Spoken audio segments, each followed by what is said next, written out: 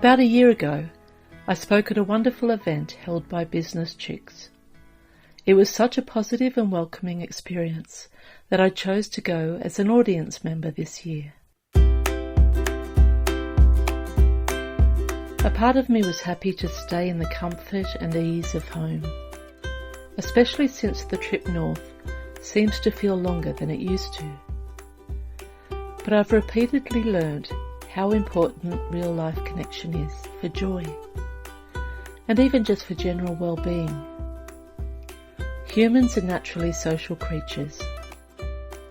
Even those of us who love their own company and often dream of living as a recluse in the bush and never leaving can benefit from making the effort.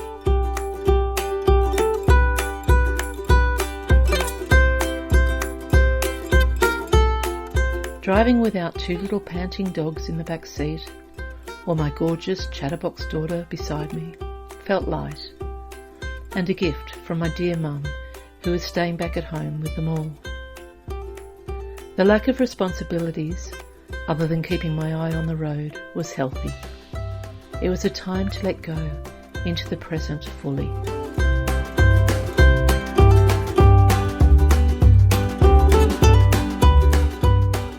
Country roads once again gave way to freeway driving.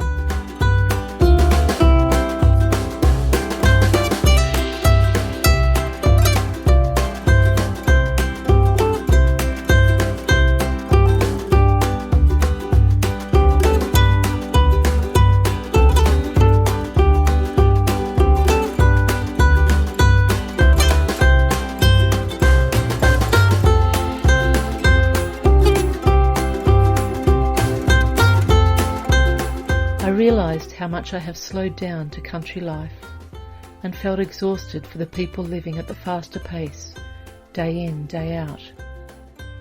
It's only by stepping out and looking back in you can see how much faster life was operating. The country pace is much more spacious for me and good for my soul, even with its sacrifices of convenience and access.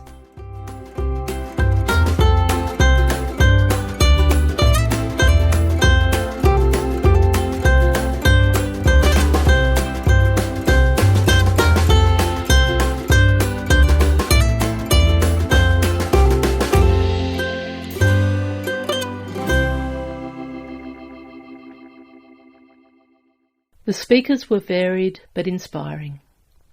I love listening to wise women sharing their learning, offering new insights through the angles that their own lives have unfolded from. Sometimes they speak of things we know but just need reminding of. I'm grateful to have been one of those speakers at last year's event, but it was incredibly enjoyable to just be in receiving mode for this one.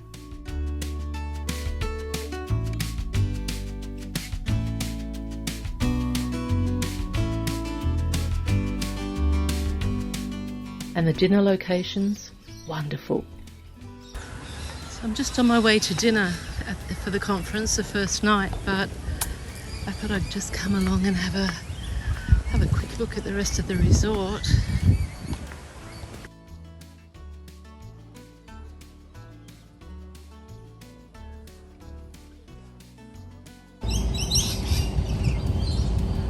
The bats are heading home for the night.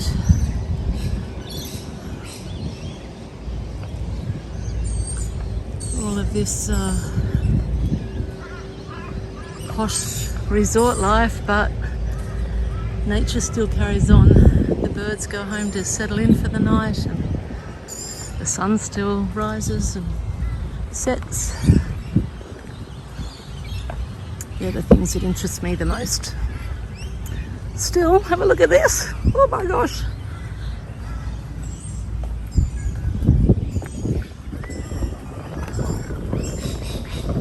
Wow, look at that little marina. There's even more over here. I think it goes quite a way around and back to the resort.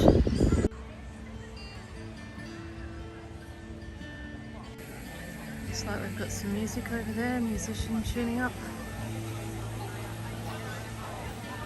Best I join them.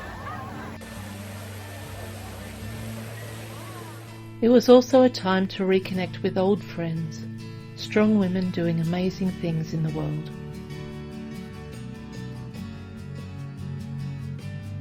Online friendships turned to real life and other new friendships were made.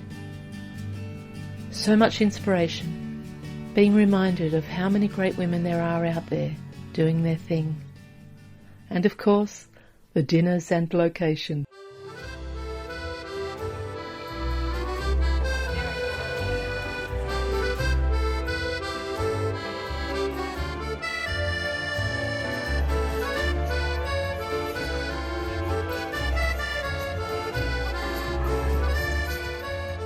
Connection is so incredibly important for us all. So is fun, and business chicks certainly know how to do fun. It's been such a beautiful time, such a gorgeous time of connection. But tonight finishes with a fancy dress party. So I'm just about to get changed now, and then we're on the buses and out for a night, 140 women, and they take this fancy dress quite seriously. People get into it in a big way. So I'll be back in a moment when I'm finished preparing myself and transforming. Well, here I am, my darlings. Don't you worry about a thing. Mrs. Doubtfire is here. I have everything in my little clutch. And here we go. I just hope this wig works. Oh my goodness, it's already falling apart already. And my family, we all have such big heads.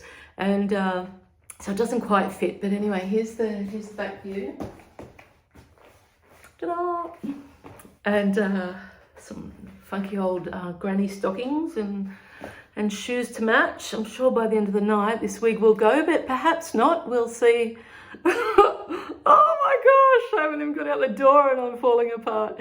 Anyway, here I am as Mrs. Doubtfire, and we had to go as one of our favourite movie characters, and I just loved Robin Williams and all he brought to the world, and bless his soul, wherever he is.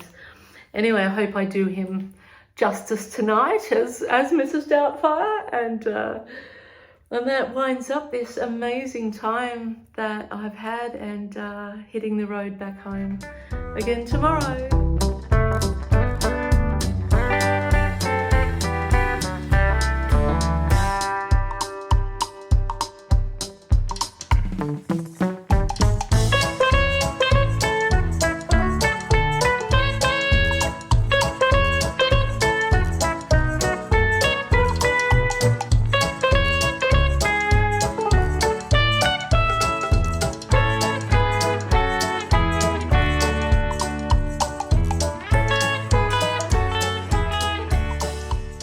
Then it was homeward bound, back to the crisp, clean country air.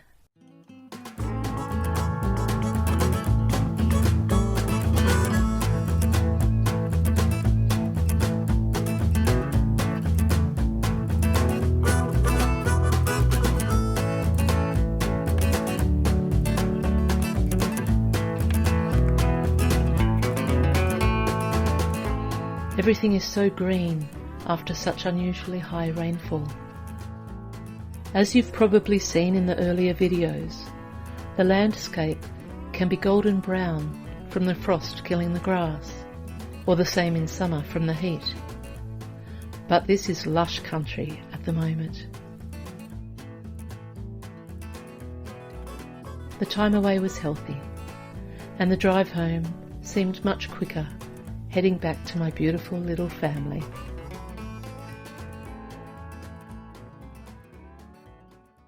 One afternoon, as I drove home from the nearby town, I was feeling a little empty. When I feel this way, and we all do at times, I recognise it's because I wasn't connected to life on the level I need to be. Nature and creativity are as much a part of my relationship with divinity, God, you may call it, the universe, whatever your choice, as meditating is. When I'm meditating, creating, or being in nature, I am connected to my soul, and I'd been too much in my head since my return. I drove in the back gate, and saw this simple but gorgeous plant in flower. Being away, and then there being so much wind in the days following, wind like I could never recall, I had missed seeing this plant open. Do you see the dandelion fluff there? A wish on the breeze. My heart released happy tears at something so unexpected, simply pink flowers blooming. So I let go of my plans and hung in the garden for the afternoon. It was that sleepy time of day, before the school bell rings, when elderly people are watching soap dramas on TV, being sold funeral insurance during the ad breaks. I keep observing the garden left behind by former tenants. You need a year to know a garden even a little, I think, to see it through all the seasons. I feel grateful to them as I pick and eat the life-giving food they initially planted. My own planting is going well too. I'm learning all the time and probably will forever. Despite my love of the earth, it was only at the last home that I finally began my own food garden. Before then, I was either not settled enough or not living in places with the right aspect for sunshine. I can't imagine life now without at least some veggies growing. It's such a joyful evolution to watch the plants shift through their stages as my own evolution aligns and shifts too.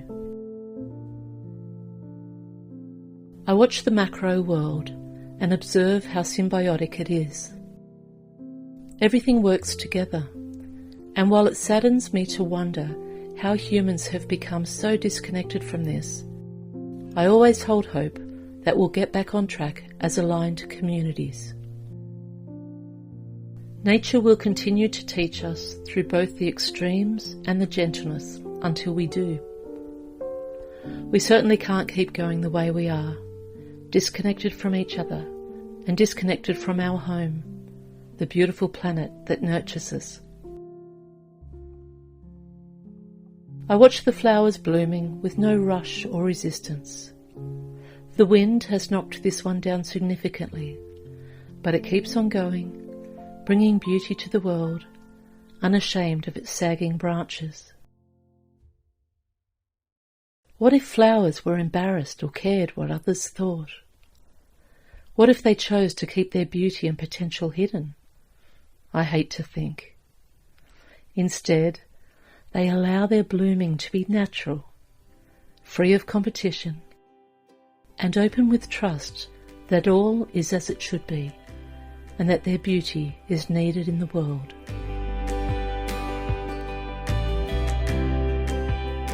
We have a lot to learn from flowers, and we have a lot to learn from each other too.